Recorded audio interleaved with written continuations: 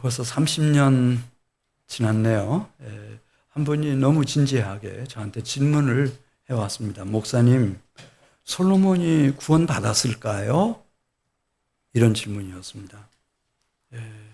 그 질문을 받은 지 이제 30년이 지나면서 왜 그분이 이런 질문을 했을까? 그것도 충분히 이해할 수 있게 됐고, 그러면은 성경은 이 솔로몬의 구원에 대해서 어떻게 말씀하고 있는지 정리를 할 수가 있게 됐습니다.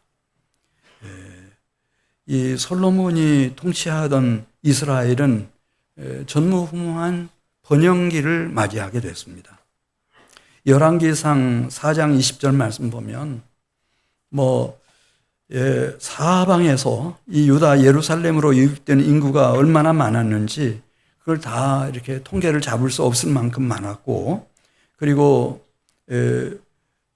솔로몬이 다스리는 나라에 속한 백성들은 먹고 마시며 즐겁게 살아갔다. 그렇게 말씀하고 있습니다. 솔로몬이 통치하는 그 영토도 열왕기상 4장 21절에 있는 말씀 보면 강에서부터 그렇게 말하는데, 강이라고 하는 게 유프라테스 강입니다. 북쪽으로 올라가면은 유프라테스 강이 있고, 유프라테스 강 그 하류가 이제 그 메소포타미아 문명이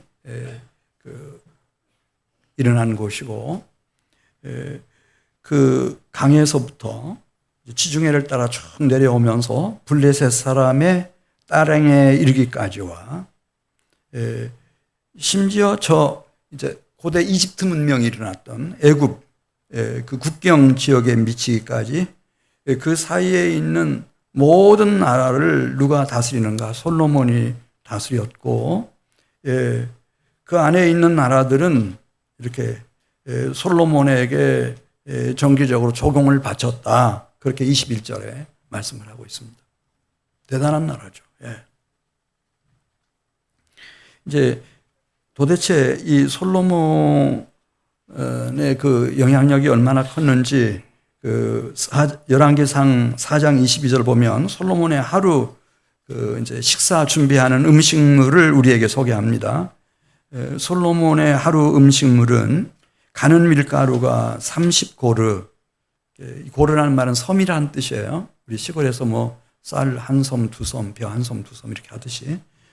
그리고 굵은 밀가루가 60고르, 60섬이고, 살진 소가 10마리, 초장의 소가 20마리, 합쳐서 30마리에다가 양이 100마리며 그 외에도 수사슴, 노루, 암사슴, 살진 새들이 무수히 음식물 재료로 이렇게 제공이 되곤 했습니다.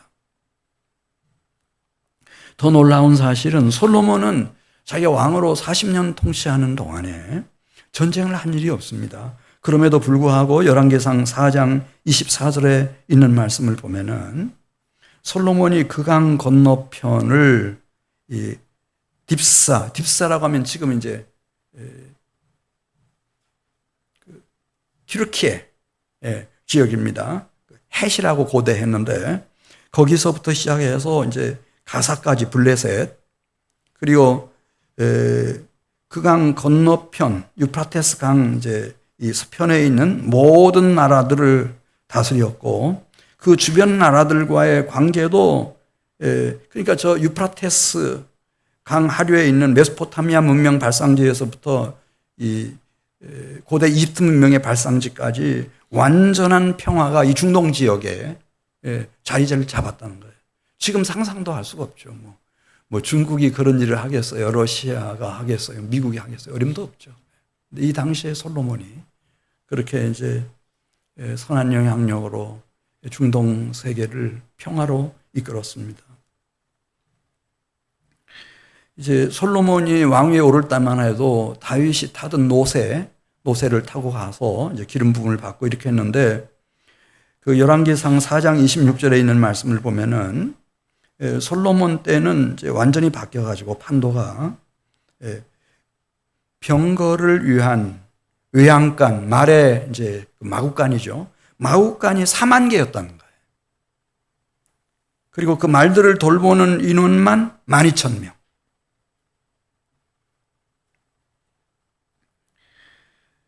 예, 왜 이렇게 성대한 식사 준비를 해야 됐는지 그 4장 34절 설명합니다.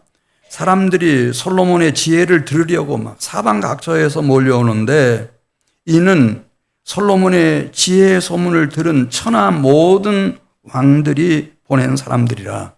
이때 천하 하면은 어디를 말하는 거 하면은 저 애굽이 속한 아프리카 대륙하고 그 다음에 이제 이 중동 지역이 속한 아시아 대륙하고 뭐 그 지중해 안에 유럽 대륙이 또 있고요. 여기가 이제 고대의 이제 이 모든 이 지구상에 있는 모든 나라였어요. 그 사람들이 아는. 예. 그 천하에 있는 모든 나라 모든 왕들이 솔로몬을 좀 보고 싶어 하고 솔로몬으로부터 배우고 싶어 해서 그 지혜를 얻고 싶어서 꼭 필요하면은 뭐 상담도 신청해서 상담도 받고 이렇게 하기 위해서 모여드는 사람들을 셀 수가 없었다는 거예요. 열왕기상 10장 22절 가서 보면은 어느 정도였는가? 이 솔로몬은 이 지중해, 그때 지중해 최고의 항구는 두루 항구였거든요. 근데 두루 왕 히람하고 손잡고 이 배들을 무역선들을 쫙 보내는데 어디까지 보냈나? 이 지중해 이제 서쪽으로 가면 스페인이라고 하는 나라가 있고 스페인 이제 끝단 그리고 이 아프리카가 접하는 보스포러스 해협이라고 하는 곳이 있어요. 이걸 다시스라고 옛날에 했거든요. 거기까지 배들을 다 보내요, 무역선들을. 거기서 무역을 해서 어마어마한 경제적인 이익을 추구하고 그때 그 솔로몬의 영화를 우리는 못 봤죠. 벌써 3,000년 전이니까. 근데 열왕기상 10장 4절 가서 보면은 직접 이제 그 스바 여왕이라고 하는 왕이 있었어요. 우리 6.25 때 참전했던 나라이기도 한데 에티오피아라고 하는 아프리카 이제 이쪽 동쪽 끝단에 있는 에티오피아 그리고 이제 이 아라비아 반도 인도 양쪽으로 끝나는 그 아라비아 남부 지역 그 지역을 관할해서 통치하던 여왕 스바 여왕이 예루살렘 찾아와가지고 솔로몬을 만난 일이 있어요. 그러니까 솔로몬이 그 다스리는 예루살렘 그 왕궁 그 신하들이며 모든 그들의 신복들이 예의범죄를 지키는 것이며 성전 계단이며 이런 전체를 다 둘러보고 나서 깜짝 놀라죠. 내가 밖에서 솔로몬에 대하여 듣던 소문이 다 사실이라는 거예요. 그리고 정확하게 표현하면은 내가 들은 소문은 사실의 2분의 1도 안 된다는 거죠. 그러니까 괜히 이런 이스라엘 나라가 이렇게 최고의 번영기를 맞이한 것이 아니고 거기에는 다 이유가 있었어요. 솔로몬이라고 하는 지혜와 총명의 마음을 가진 넓은 마음을 가진 큰 탑리더가 있었어요.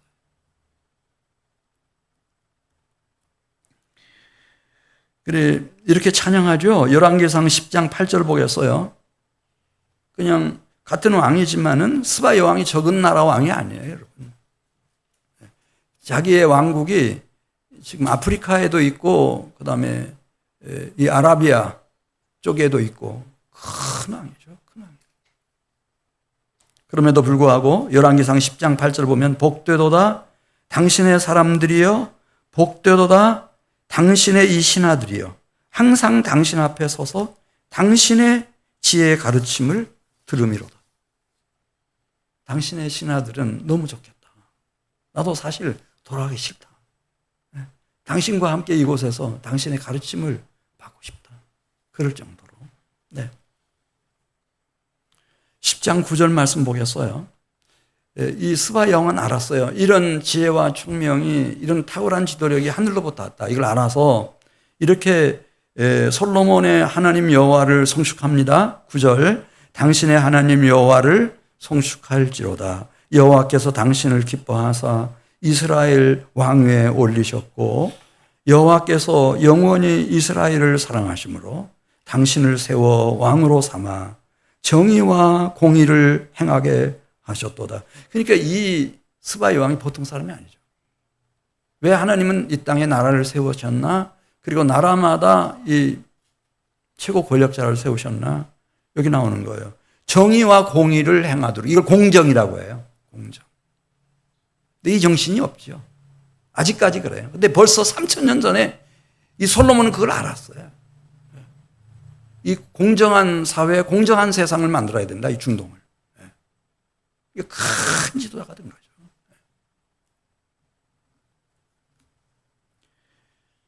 그래서 너무 기뻐하면서 이 스바 여왕이 이제 선물을 솔로몬에게 바치는데 그 10절에 나오죠. 금이 120달란트, 이제 적게는 35kg에서 37kg이 넘기도 하고 이제 지역에 따라서 좀 다르지만 금 120달란트 외에 그쪽 지역은 이 향료가 아주 향품이 유명해요. 심이 많은 향품과 보석을 이렇게 솔로몬에게 바칩니다.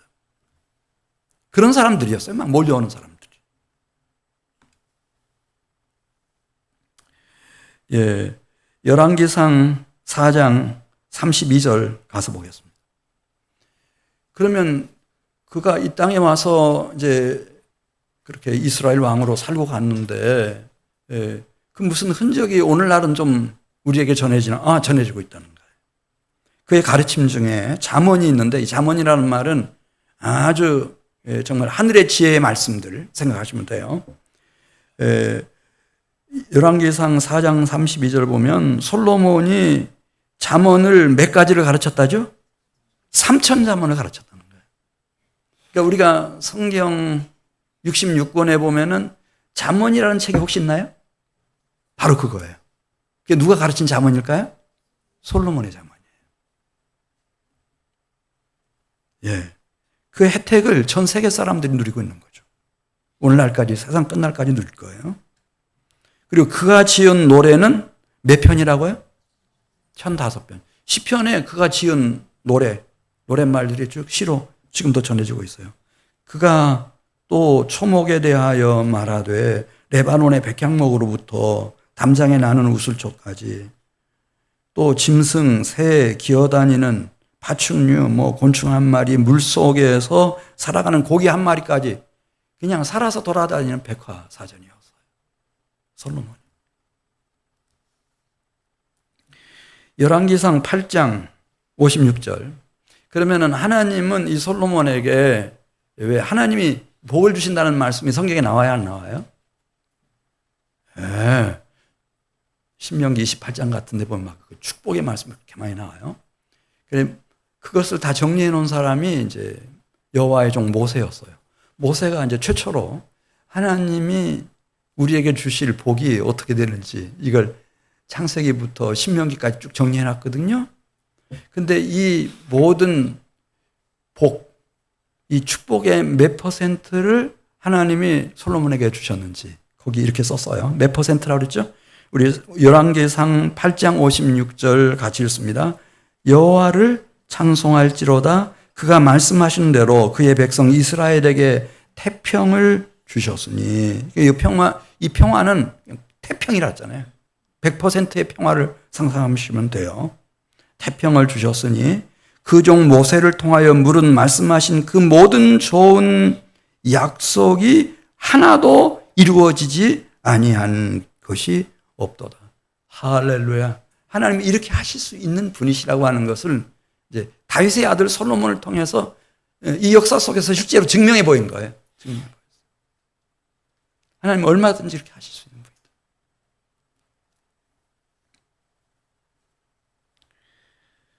그래 하나님이 이제 신명기 마지막 책에 보면은 당부를 해요.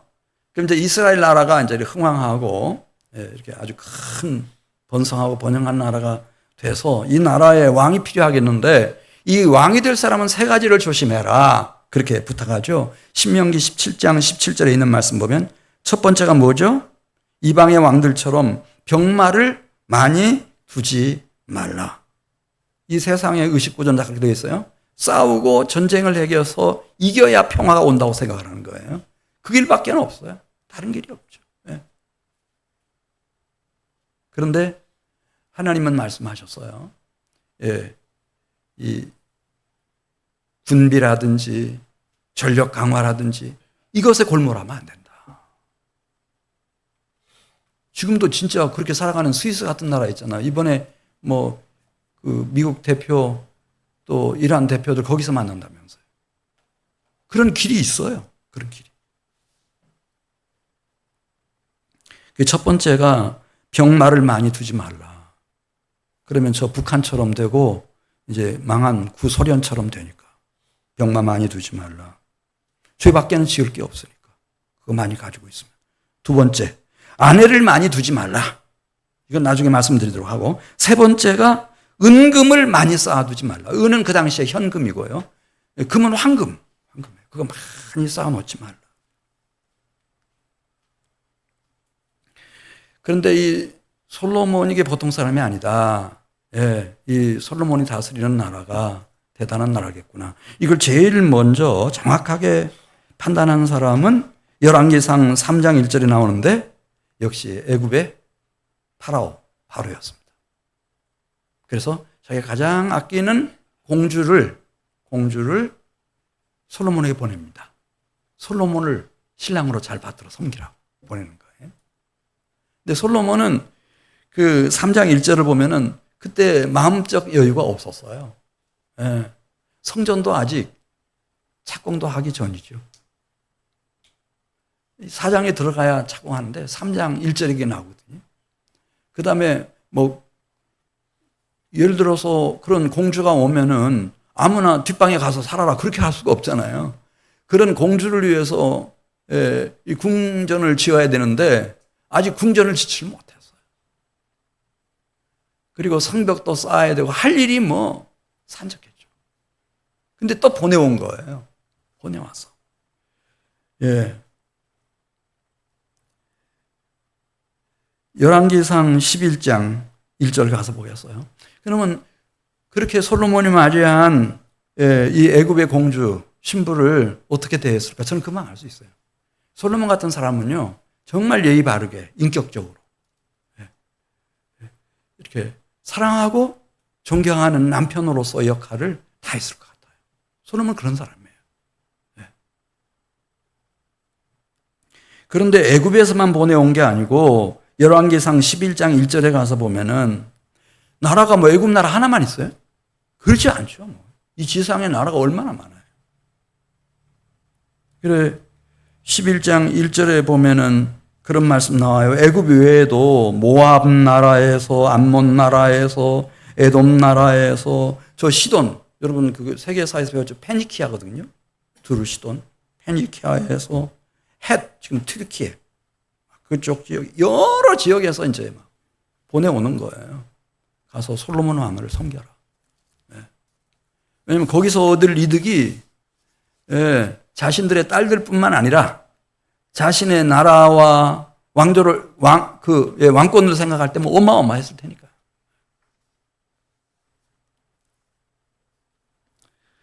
열왕기상 11장 2절을 가서 보면은 그 한 사람 한 사람을 맞이할 때 이 솔로몬은 자기 마음을 다합니다. 마음을 다하고 그 다음에 그렇게 신부로 보내진 여인들을 사랑했다고 그랬습니다. 솔로몬이 그들을 사랑하였더라. 이 부부관계라고 하는 게 달라요. 예, 어떻게 다른가? 군비는 이 군사력은 증강하면 되는 거예요. 예, 하면 되는 거죠. 국방장관 세워서 하면 돼요. 예. 그렇지만은 이 돈, 은금 이런 거 하는 데 신경이 많이 가겠죠. 이게 순식간에 또 새나갈 수도 있으니까. 그러나 그보다 더 이제 미묘한 게 뭐냐면 부부관계라는 거예요. 이 부부관계는 마음이 통하지 않으면은 아무리 대단한 여성이라 하더라도 이 사랑하지 않으면은 온전한 부부관계가 불가능해요. 예. 그래서 솔로몬은 자기를 찾아온 여인들을 그냥 큰 나라에서 왔든 작은 나라에서 왔든 선진국에서 왔든 아니면 후진국에서 왔든 그런 거 가난하든 부자든 그것 안 따지고 다 마음을 주고 사랑했다는 거예요. 솔로몬이 그들을 사랑하였더라. 그래야 부부관계가 되는 거지 그렇지 않고는 안 되죠. 네. 에베소서 5장 31절에 보면은 사람이 부모를 떠나 그 아내와 둘이 한 몸, 한 육체가 되는데 이 비밀이 크다고 그랬어요. 이거는 마음, 인격, 사랑뿐만 아니라 사실은 이 영적인 것도 다 깊은 영향을 미친다는 거죠. 사실은 내가 그리스도와 교회에 대하여 말하노라 그러면서 진정으로 행복한 부부관계가 되려면은 그런 관계를 이루어 가려면은 사랑하고 존경하는 것이 필수 조건이다. 그렇지 않고는 안 된다. 예. 그리고 어찌어찌 하다 보니 11장 3절에 보면요. 아마 솔로몬이 가서 사람을 보내가지고 뽑아온 건 아닌 것 같아요. 막 그 넓은 나라에. 근데 뭐였는데 몇 명이었다고 그랬어요? 3절에 나오네요. 후궁이 몇 명? 700명. 이때는 큰 소리로 한번 해도 돼. 우리가 뭐 평생 살아가면서 뭐 700명은 고사하고 70명, 7명 얻기도 힘드니까. 다시 물을게요. 후궁이 몇 명이었다고? 남자들은 큰 소리 해도 괜찮아요. 그 다음에 첩이 몇 명이요? 300명. 300명. 예. 이 1000명이죠, 1000명. 그래, 이 마음이 오고 가지 않으면은 이 부부관계라는 건 불가능한 거거든요. 그래, 시간이 지나면서 솔로몬이 첫 번째 애굽 공주한테 들어봐도 같은 말 99번, 999번째, 1000번째 여인에게 물어봐도 같은 말. 그러니까 이제 그렇게 생각하는 거예요. 야, 이 사람들은 이스라엘 백성들이 아니고 외국에서 온 여자들인데 이들의 니드가 똑같잖아요. 어떻게 100사람이 1000사람이 똑같은 요청을 해오니까 우리에게 자유를 달라. 우리 지금 언어도 안 통하고 문화도 다 다르고 그렇게 한데 여기서 좀 편안하게 건강하게 살아갈 수 있도록 신앙의 자유를 달라. 이런 얘기하면은 솔로몬이 이렇게 째째한 사람이 아니거든요. 아주 통이 큰 사람이에요. 통이 큰 사람. 그래서 이제 11장 3절에 보면 시간이 흐르면서 이제 솔로몬이 점점 이 여인들을 이해하게 됐어요. 그래서 이렇게 썼어요. 3절. 왕은 후궁이 700명이요. 첩이 300명이라 그 여인들이 솔로몬 왕의 마음을 돌아서게 하였더라. 마음을 이렇게 바꿔가는 거죠. 바꿔가는 거예요. 네. 4절 가서 보면 솔로몬의 나이가 많을 때에 그때 너무나 이들이 외롭고 친구도 없고 무엇 하나 같은 게 없으니까 신앙의 자유를 허용을 했네요. 여기 보면 시돈 사람의 여신 아스타롯도 섬기게 하고 그다음에 암몬 사람의 밀곰도 이제 섬기게 하고 6절 가서 보겠어요. 솔로몬이 여호와의 눈앞에서 악을 행하여. 솔로몬은 몰랐겠죠. 이게 악이라는 건 몰랐어요. 원래 이 사람들은 세계가 넓으니까 이 사람들의 전통이 있고 역사가 있고 문화가 있고 종교가 있고 신앙이 있고 다 그런 거니까. 근데 하나님 여호와의 눈앞에서 악을 행하여 그의 아버지 다윗이 여호와를 온전히 따름같이 따르지 아니하고. 그러니까 혼자 있을 때는 여호와 하나님을 향하지만은 그러나 이 아내들을 만나면 마음이 바뀌는 거예요. 그래서 어디까지 이제 가게 됐나 7절에 보겠습니다. 기가 막힐 일이 일어나는 거예요. 모압에 가증한 금오스를 위하여 예루살렘이 있고 그 맞은편 산이 있는데 그 앞산에다가 산당을 짓게 했어요. 신당을 세우게 한 거예요. 그랬더니 암몬에서 온 아내들도 자기들도 몰록을 위해서 산당을 짓게 해달라고 막 요청하니까 이 솔로몬은 사람들을 차별하지 않거든요. 그러니까 거기 나오죠. 몰록을 위해서도 산당을 짓도록 허락했고 뚝이 무너지는 거죠. 뭐 이방 여인들을 위해서 다 공평하게 그러면은 내가 신앙의 자유를 주겠다 이렇게 했다는 거예요. 그 다 신당을 짓고 거기에 제사하고 분향하고 그렇게 돼버렸어요. 이것이 인간적으로는 뭐 어쩔 수 없는 상황이다. 이렇게도 받아들일 수 있겠지만 우리 열왕기상 11장 9절 보겠어요. 솔로몬이 마음을 돌려 이스라엘의 하나님 여호와를 떠남으로, 이걸 그렇게 평가하는 거예요. 그러니까 그분이 왜 솔로몬은 구원받았습니까? 질문하는 이유가 그거예요. 이스라엘 하나님 여호와를 떠남으로 여호와께서 그에게 진노하시니라. 여호와께서 일찍 2번이나 그에게 나타나셔서, 다 말씀하셨잖아요. 예, 다 말씀하셨어요. 약속도 하시고 그 귀한 언약을 100%다 누리게도 하시고, 그리고 그가 미혹받기 시작할 때 딱 주님이 나타나셔서 거기에 넘어가면 너 안 된다. 딱 경고하셨고, 지금 계속 그 말씀, 이 일에 대하여 명령하사 다른 신을 따르지 말라 하셨으나 그가 여호와의 명령을 지키지 아니하였으므로, 오직 남편으로서의 책임만 생각하는 거죠. 예. 그래, 전도서 7장 28절 보면 나중에 이제 그가 인생 참회록처럼 써놓은 글이 있어요. 전도서 7장 28절 보겠습니다. 그러니까 솔로몬이 왜 이렇게 다 받아들였나? 그냥 쫓아버리지, 올 때. 너 애굽으로 가라. 예, 다 쫓아버리지 왜 다 받아들였나? 그때 아마 이 솔로몬이 가졌던 생각, 이제 이런 여인들 중에 전도서 7장 28절에 나오는 말씀처럼 정말 그 심령이 깨끗해서 의롭고, 그 다음에 거짓이 없는 정직한 마음을 가지고 있고, 그리고 그 속에 보석처럼 하늘의 지혜가 빛나고 있는, 자기의 동급을 아마 생각했던 것 같아요. 그런 사람을 찾았다는 거예요. 근데 1000명을 놓고 찾으면은 한 명 딱 나오는데, 그게 누군가 하면 남자였대요. 남자. 그 후에 모든 사람을 놓고, 더 많은 사람이죠. 그러니까 10,000명이라든지 더 많은 사람을 놓고 찾아도 그는 그 얘기를 써요. 여자는 한 명도 못 찾았다는 거예요. 우리 여성분들 계시면 너무 섭섭해하지 말고, 아주 지금부터 3000년 전에 그 솔로몬이라고 하는 사람이 한 얘기니까, 예, 그렇게 받아주세요. 예, 그렇게 썼어요. 예, 내가 찾았으나 이 모든 사람 중에서 여자는 한 명도 찾지를 못했다는 거예요. 자기가 지금 이상형이죠, 이게. 이상형.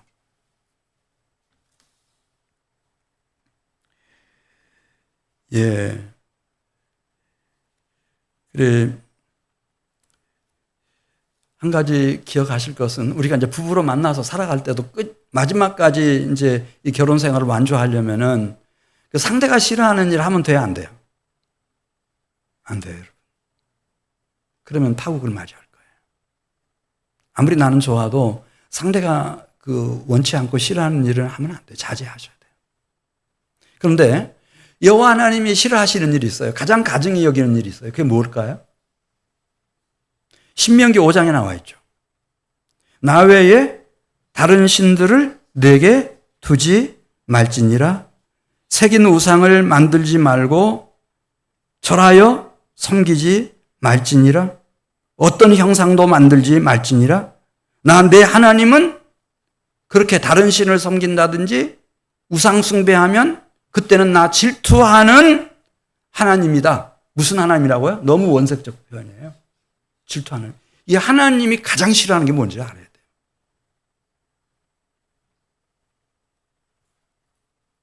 그 죄를 갚되 3, 4대까지 갚겠다.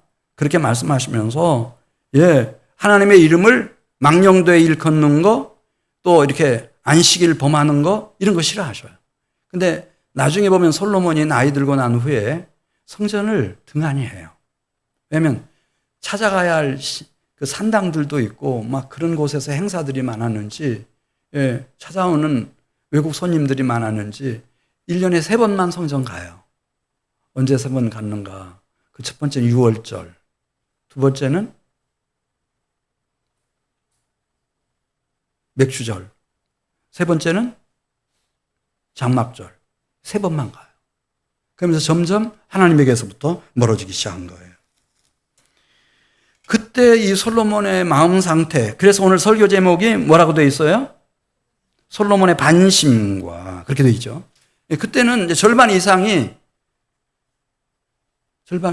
아내들에게로 다 기울어져 가고 있었을 때예요. 하나님을 향한 믿음은 반심이에요, 반심. 이것을 잘 표현해주는 성경이 로마서 7장 22절에 보면 다윗도 이제 그런 바울이죠. 바울도 로마서 7장 22절에 보면 자기 속에 두 가지 법이 있다고 그랬어요. 하나는 하나님의 법이 내 마음의 법과 함께하고 이 마음 속에서는 하나님의 법을 이렇게 추구하죠. 그런데 실제로는 죄의 법이 내 몸뚱이 이 지체 속에서 막 나를 사로잡아가는 거예요. 이 두 가지 법이 막 싸우는 거예요. 그런데 오호라 나는 곤고한 사람이로다. 이 사망의 몸에서 누가 나를 건져내리랴. 근데 아마 솔로몬도 별반 다르지 않았을 거예요. 혼자 있고 눈을 감고 있을 때는 여호와 하나님이죠.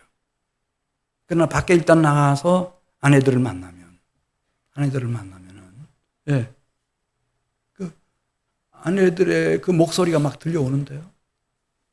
그렇게 그 산당에서 신당에서 좋아하는 모습들이 막 그냥 그리고 어떻게 눈을 감고 있어요? 다 보이는데요.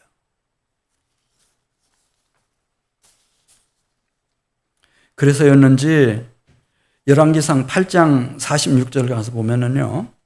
열왕기상 8장 46절 일찍 솔로몬은 그런 예감을 갖고 있었던 것 같아요. 이렇게 썼어요. 범죄하지 아니하는 사람이 있다고 그랬어요, 없다고 그랬어요? 범죄하지 아니하는 사람이 있다고 그랬어요, 없다고 그랬어요? 없다고 그랬어요.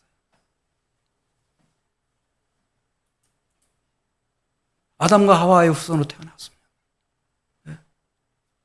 그 진짜 그런가고 따져보니까 그의 아버지 다윗도 그랬죠. 넘어질 때가 있었어요, 없었어요? 다윗. 그 다음에 이 솔로몬의 이제 그 손자들 중에, 자손들 중에 아사라고 하는 경건한 왕이 있었어요. 거기도 넘어졌죠, 말년에. 그 다음에 여호사밧이라고 하는 왕도 있었어요. 경건한 왕이었어요. 그도 이제 머리 굴리다가 넘어져 버렸어요. 손을 안 잡아야 되는데 북적하고 손잡고 이렇게 하다가.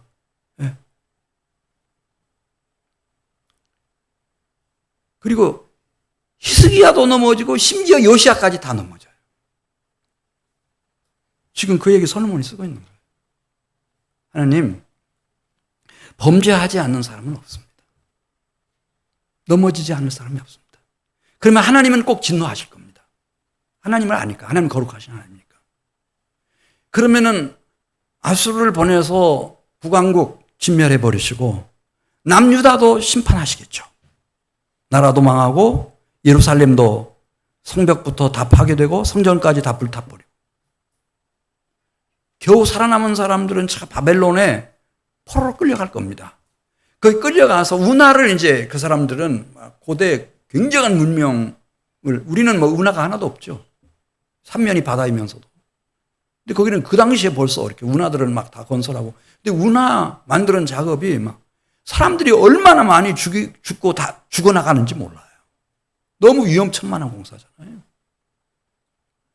그래서 그들이 그곳에서 이제 죽어나가면서 깨닫고 왜 우리가 이렇게 됐지? 이렇게 깨닫고 하나님이 주신 약속의 땅 예루살렘 쪽을 향해서 성전이 서 있는 쪽을 향해서 그들이 회개하고 하나님 앞에 부르짖어 기도하면 하나님께서 그 기도 들어주셔야 됩니다. 그래서 그들을 다스리고 있는 그 나라의 최고 권력자의 마음을 움직여서 이 유다 백성들을 긍휼히 여기도록 불쌍히 여기도록 그렇게 하셔야 됩니다. 그렇게 좀 해주십시오. 그렇지 않고는 희망이 없습니다. 우리 인생은 다 연약하기 마찬가지고 미혹받기 마찬가지고 넘어지지 않을 사람이 있다 없다. 근데 이 기도를 하나님이 들어주셨거든요. 그 페르시아 제국이 일어날 때였어요. 고레스라고 하는 큰 왕이. 이유는 없어요. 이유는 없어요. 그냥 유다인들을 불쌍히 여기는 마음이 생겼어요. 어느 날 갑작스럽게 그런 칙령을 내려요. 유다인들은 다 돌아가라. 예루살렘으로 다 돌아가라. 돌아가서 한 가지 해라. 너희 하나님 여호와를 위해서 성전을 지어라. 스룹바벨과 그 일행들이 막 다 그렇게 돌아오는 거예요. 에스라 일행들도 돌아오는 것이고 느헤미야 일행들도 다 그렇게 돌아오는 거예요. 할렐루야. 자, 열왕기상 11장 11절로 가서 보겠습니다. 지금 솔로몬이 미혹을 받았습니다. 이렇게 하면 안 되는 일입니다. 왜냐하면 이게 한번 산당이 세워지면 이걸 이제 허락하고 허가해 주는 사람은 왕밖에 없거든요. 이렇게 되면 이 뒷수습이 안 되는 거예요. 히스기야가 요시야가 일어나서 해봐도 이게 안 되는 거예요. 그냥 그렇게 우상숭배하다 다 망하는 거죠. 뭐 북왕국도 망하고 남유다도 망하고 다 망하는 거예요. 다 망하는 거예요. 자, 그러니 하나님이 가만히 계시겠어요? 가만히 계실 리가 없죠. 우리 열왕기상 11장 11절 여호와께서 솔로몬에게 말씀하시되 내게 이러한 일이 있었고 두 번씩이나 나타나서 주님이 경고하신 일, 또 내가 내 언약과 내가 내게 명령한 법도를 지키지 아니하였으니 내가 반드시 이 나라를 내게서 빼앗아 누구한테 준다 그랬어요? 신하한테. 내 신하한테 주겠다. 그게 하나님 두려운 분이에요. 하나님이 말씀하시면 그걸로 끝나는 거예요.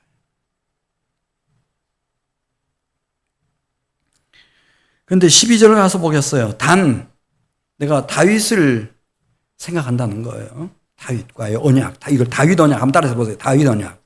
다윗과 맺은 언약이 있어요. 이거를 생각을 해서 이렇게 하겠다는 거죠.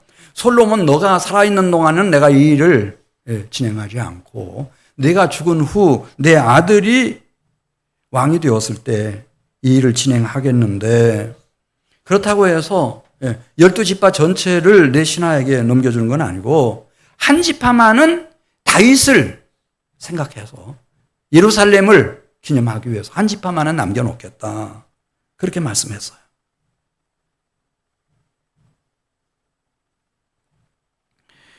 사무엘하 7장 15절 가서 보겠습니다. 사무엘하 7장 14절 15절 같이 보면은 이 다윗 언약을 생각하면서 내가 너와 내 자손들에게 이렇게 징계, 고난, 환난을 내가 내리겠지만은 그러나 그렇다고 해서 사울에게 내렸던 심판과는 다르다. 사울에게서는 그 심판을 통해서 모든 은총을 통으로 빼앗았지만은 나는 그렇게 하지는 않는다. 다윗과의 언약 때문에. 자, 14절 말씀 같이 읽습니다. 나는 그에게 오히려 그 고난, 징계, 환난을 통해서 아버지가 되고 그는 내게 아들이 되리니 그가 만일 죄를 범하면 내가 사람의 매와 인생의 채찍으로 징계하려니와 내가 내 앞에서 물러나게 한 사울에게서 내 은총을 빼앗은 것처럼 그에게서 빼앗지는 아니하리라. 오히려 16절 내 집과 내 나라가 내 앞에서 영원히 보존되고 내 왕위가 영원히 견고하게 하리라. 하나님이 지금 내리시는 이 너무 긴급하게 하나님께서 이제 직접 솔로몬을 관리하시는 그 작업에 들어가시는 거예요. 근데 이걸 통해서 너희들이 이제 징계를 먹고 고난을 당하고 환난을 당하겠지만은 그러나 이걸 통해서 내 집과 내 나라가 내 앞에서 영원히 보존되고 영원히 견고하게 해주겠다. 이 약속을 주시는 거예요. 할렐루야. 이사야 54장 10절입니다. 이사야 54장 10절. 그래서 이 땅에 태어나서 이 약속을 가진 백성들이 있습니다. 이 언약 백성들인데 이 사람들은 이 세상 사람들하고 다릅니다. 사울과 다릅니다. 사울과 달라서 살아가는 동안에 기가 막힐 재앙이나 고난이나 환난이 닥쳐도 이사야 54장 10절 말씀 보겠습니다. 두려워하지 말라고 그랬습니다. 이사야 54장 10절. 산들이 떠나며 언덕들은 옮겨질지라도 나의 자비는 내게서 떠나지 아니하며 나의 화평의 언약은 흔들린다고 그랬어요? 흔들리지 아니하리라. 너를 긍휼히 여기시는 여호와께서 말씀하셨느니라. 할렐루야. 이 영원한 언약. 영원한 언약. 이걸 주셨어요. 그러면서 이제 열왕기상 11장 14절을 가서 보면은 하나님이 솔로몬을 직접 관리해 나가셔요. 그냥 풀어놓으면은 이 솔로몬의 그 허영된 마음, 솔로몬을 향한 미혹, 이걸 떨쳐낼 수가 없어요. 그래서 어떻게 하시는가 하면은 이제 남쪽에서 에돔 사람 하닷을 일으키죠. 하닷을 일으켜요. 이 하닷은 원래 에돔의 왕족 출신인데 이 다윗, 요압이 에돔을 진멸할 때 도망쳤어요.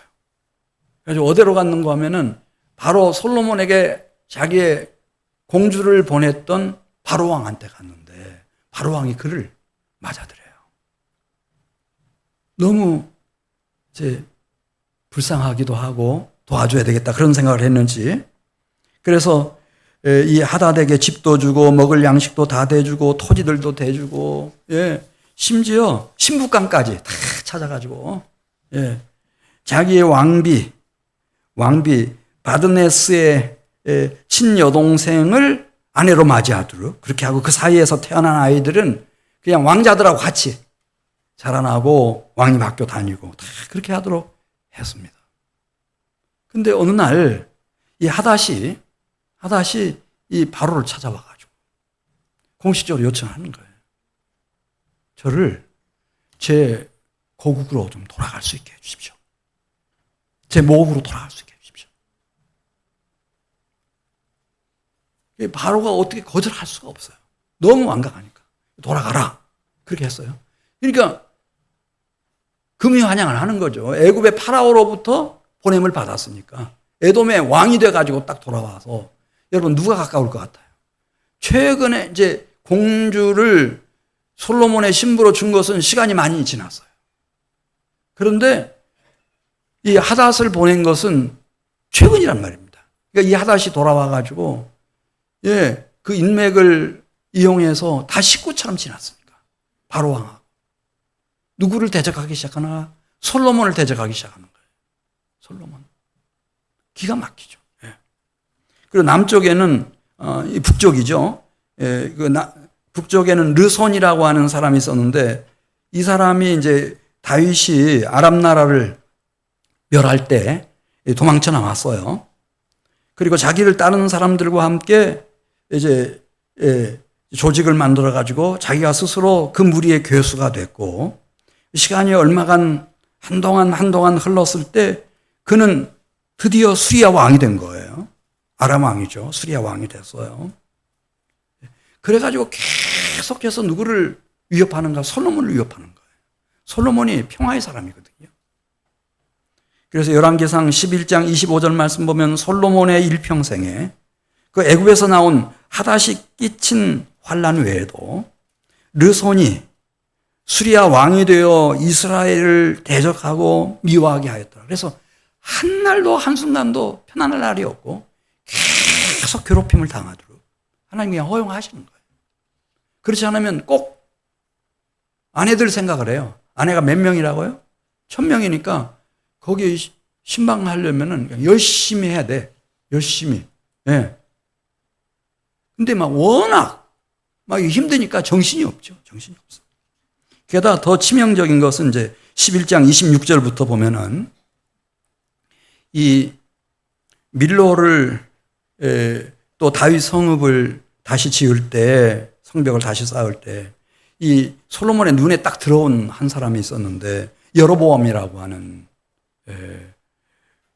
그런 신하였습니다. 여로보암이 이 얼마나 사람이 부지런한지 참 저런 젊은 인재가 어디 있나. 이렇게 마음이 확 여로보암한테 간 거예요. 그래서 솔로몬이 임명을 했어요. 내가 지금부터 에브라임 지파, 므낫세 지파 전체를 총괄하는 내가 책임자다. 딱 임명을 했어요. 근데 이 여로보암이 보통 사람이 아니었어요. 솔로몬의 마음도 읽지만은, 그러니까 솔로몬이 나타나면 그렇게 열심히 했던 거겠죠.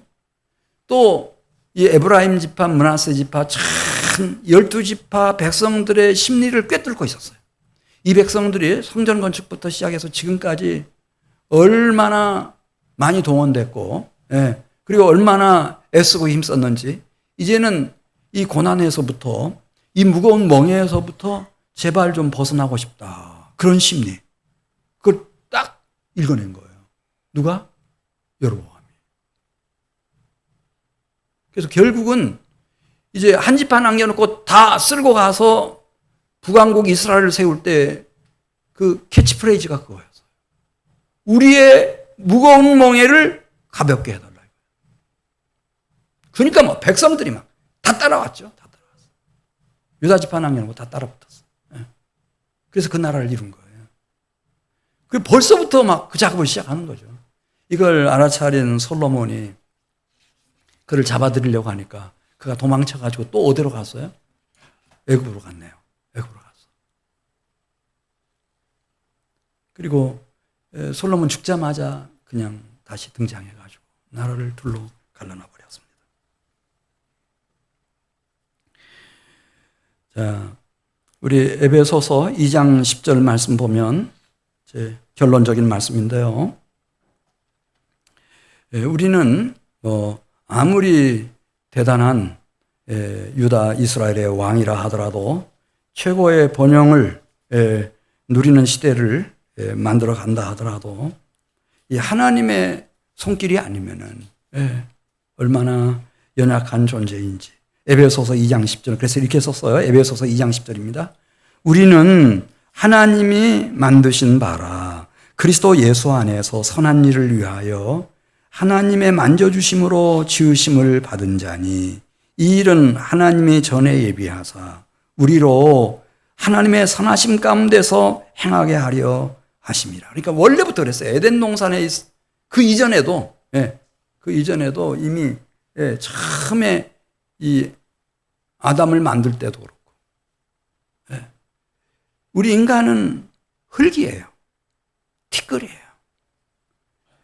이걸 반죽을 해서 사람 모양을 만들고 생기를 불어넣고 하려면 누구의 손길이 다 필요한가? 하나님의 손길이 다 필요해요. 그때뿐만 아니라 태어나서도 역시 마찬가지예요. 하나님 잠시만 등지고 떠나면은 이렇게 되는 거예요. 다 미혹을 받죠. 다 미혹을 받아요. 그래 주님이 우리를 빚어가실 때 사용하시는 기제들이 있어요. 그 첫 번째가 말씀드린 것처럼 징계라고 하는 기제. 이 세상 사람은 잘못 가도 하나님이 방관하실 수 있겠어요. 그러나 자기 백성들, 언약 백성들은 반드시 관리를 시작하세요. 그리고 그 첫 번째가 이제 징계예요. 이 지금 솔로몬에게 나타나는 것처럼 징계. 그리고 고난과 환난과 재앙을 통해서 하나님께서 그들을 깨워가시고 빚어가시는데 그래서 고난당한 것이 내게 유익이라 이로 말미암아 내가 주의 율례들을 배우게 되었나이다. 고난이 아니고는 솔로몬이 뭐가 잘못됐는지를 몰라요. 그걸 이 세상적인 논리를 가지고 인간적인 이성의 사유 방식을 가지고 설명해 나가면 그 잘못이 뭐예요? 잘못 하나도 없어요. 아내들한테 잘해준 죄밖에 없어. 아무것도 없어. 근데 이제 이 하나님께로부터 이 고난이 닥치고 나면 내 생각이 중요한 게 아니고 이 세상 철학이 중요한 게 아니라 하나님의 말씀, 하나님의 말씀이 이게 중요하구나.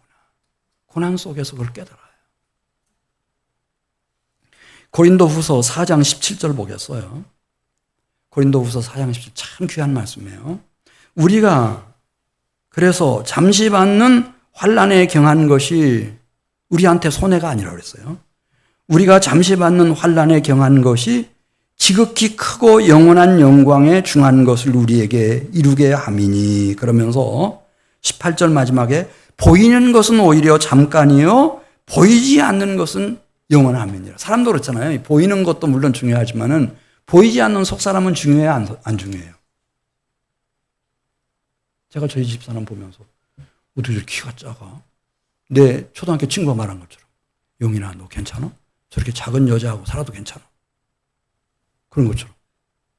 어느 날 보니까 운동화 신고 가는데 뒤에서 보니까 초등학생 같아요. 네. 지금 저희 와이프 자랑하려고 지금 그런 게 아니고 여기 보면은 그렇게 말씀하고 계시는 거예요. 보이는 것은 잠깐이고 오히려 보이지 않는 것이 영원하다. 하나님 나라 안 보이죠. 왜 사람들이 무시하는 거죠. 우습게 얘기하는 거예요. 그런 진리의 나라를 생각할 때 잠시 받는 환난에 경한 것이 지극히 크고 영원한 영광에 중한 것을 이루어 가시기 때문에 감사한 거예요, 여러분. 할렐루야.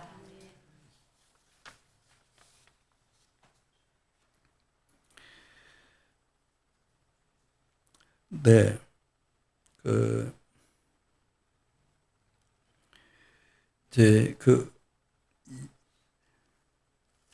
잠언 4장 19절 보면 솔로몬이 그렇게 썼어요. 이 하나님의 말씀의 조명이 아니면 우리 모른다는 거예요. 넘어져도 왜 넘어졌는지도 모르고 죽어가면서도 죽는 줄도 몰라. 잠언 4장 19절 보겠습니다. 악인의 길은 어두움 같아서 그가 걸려 넘어져도 그것이 무엇인지 깨닫는다고 그랬어요? 깨닫지 못하느니라. 그러니까 음녀 앞에서도 똑같아요. 잠언 5장 3절 말씀 보면 그 음녀, 그 여인이 음녀라는 건 몰라요. 눈에 안 보이니까. 그리고 그 배후에 큰 음녀, 공중권세 잡은. 그러니까 아담과 하와 때부터 예수님에게까지 그리고 세상 끝날까지 천하만국과 그 영광을 가지고 미혹하는 그 미혹의 역사 그걸 모르죠. 몰라요. 잠언 5장 3절입니다. 대저 음녀의 입술은 꿀을 떨어뜨리며 그의 입은 기름보다 미끄러우나 나중은 숯같이 쓰고 두날 가진 칼같이 날카로우며 그의 발은 사지로 내려가며 그의 걸음은 수월로 나아가나니. 잠언 23장 27절 말씀. 대저 음녀는 깊은 구덩이요. 바닥 없는 구렁이라는 뜻이에요. 계속 빠져들어가요. 헤엄도 칠 수도 없고 이방 여인은 좁은 함정이어서 거기서 헤어나올 수 있는 사람이 없죠. 그렇게 휙 지나가 버린 거예요. 40년이. 예. 하나님이 관리 안 해주셨으면은 그러니까 60년의 일평생이 끝나버렸어요. 그럼 끔찍하죠. 끔찍하죠. 예. 근데 여러분 그거 아세요? 이 솔로몬이 죽고 나자마자 이제 4년 지났을 때 5년째 되던 해에 애굽 왕이 쳐들어와요. 애굽 왕 시삭이 쳐들어와요. 가지고 예루살렘을 점령해버리죠. 점령했을 뿐만 아니라 여호와의 성전에 있는 보물들, 왕궁의 보물들 다 빼앗고 솔로몬이 얼마나 많이 모아놓았어요. 솔로몬이 레바논에 보관하고 있던 큰 방패, 작은 방패 다 빼앗고 다 털어가 버립니다. 웃기잖아요. 이 애굽에서 애굽 왕이 공주 보냈어요. 솔로몬한테. 네, 다 털어가 버려요. 그게 이 세상이에요, 여러분. 그걸 어떻게 알아요? 공주를 보낸 사람이 그렇게 할 수 있어요? 그런 나라에서? 바벨론이라고 하는 나라가 있었어요, 여러분. 근데 막 신흥 강대국이에요, 바벨론이. 그러니까 히스기야라고 하는 얼마나 경건한 왕이에요. 그 바벨론 왕의 사절들이 막 히스기야에게 모든 영광을 다 돌리죠. 그 사절들이 도착했을 때 돌아갈 때까지요. 제가 볼 때는 히스기야가 단 1시간도 단 1분도 하나님 생각을 안 한 것 같아요. 하나님 얘기를 한마디도 안 꺼내요. 다 하나님이 지켜주시고 하나님이 아수르와의 전투에서 승리하게 해주시고 다 하나님이 하룻밤에 그 많은 적군들을 멸하시고 다 하셨거든요. 어떻게 이렇게 했냐고 물었는데 한마디도 안 해요. 바벨론에게 취해가지고. 어느 정도 했는가 하면은 그 경건한 왕들이 유다의 마지막 왕이 요시야 왕이라고 하는 왕이에요. 근데 그 요시야 왕은 기도를 안 해요. 이 애굽의 왕 바르노고가 군사를 끌고 막 진격해 올라갈 때 바벨론 쪽을 향해서 딱 가로막아요. 그리고 아니 이건 우리가 하나님의 명령을 지금 준행하는 거니까 길을 열어달라. 우리는 당신들하고 싸울 뜻이 없다. 이거 하나님의 분부를 받드는 거다. 아무리 얘기를 해도요 못 알아들어요. 그리고 옷을 갈아입고 그냥 민간인처럼 하고 전쟁에 나갔다가 활에 맞아서 요시야가 죽어요. 그때 39이에요. 요시야 죽으면 안 돼요. 근데 여러분 그거 아세요? 유다 예루살렘이 누구한테 망하죠? 바벨론입니다. 바벨론. 초토화시켜버립니다.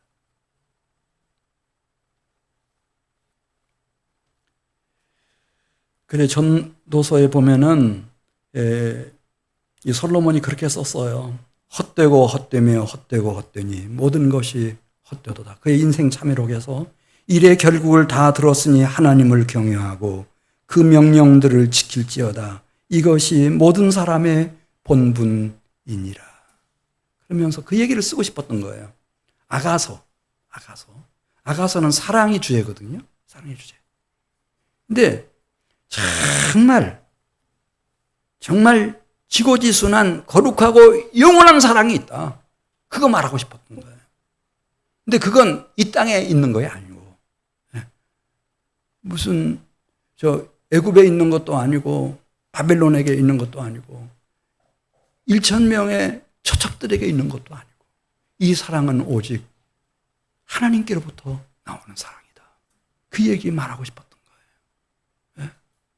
그 하나님의 사랑하심, 영원한 사랑하심, 그리고 그가 보내신 그리스도 예수께서 베풀어 주시는 영원한 성량의 은혜, 영원하신 성량의 은혜, 그 은혜만 받으면 그리스도 예수를 통해서 하나님이 성령을 보내셔서 그 보혜사 성령이 내 안에 오셔서 내 일평생 동안 아니 영원무궁토록 말할 수 없는 탄식으로 나를 위해서 중보해 주시는 그 도우심, 그 하나님의 사랑, 그 사랑이 부어져야 우리가 부부로 만나서 일평생을 정말 하나님의 기쁨을 위하는 하나의 몸이 될 수가 있는 것이고, 그 하나님의 사랑이 부어져야 머리이신 그리스도 예수의 몸된 교회에 우리가 교우들로서 지체들로서 제대로 존경하고 사랑하고 섬기면서 살 수 있는 것이고, 이 땅에서 진리의 기둥과 터로서 이 세상을 빛으로 인도해 갈 수가 있는 거지. 다른 건 없다. 그래서 아가서를 써요. 아가서 누가 썼어요? 솔로몬이 썼어요. 사랑인데 하나님 사랑밖에 없다. 우리 같이 기도드리겠습니다.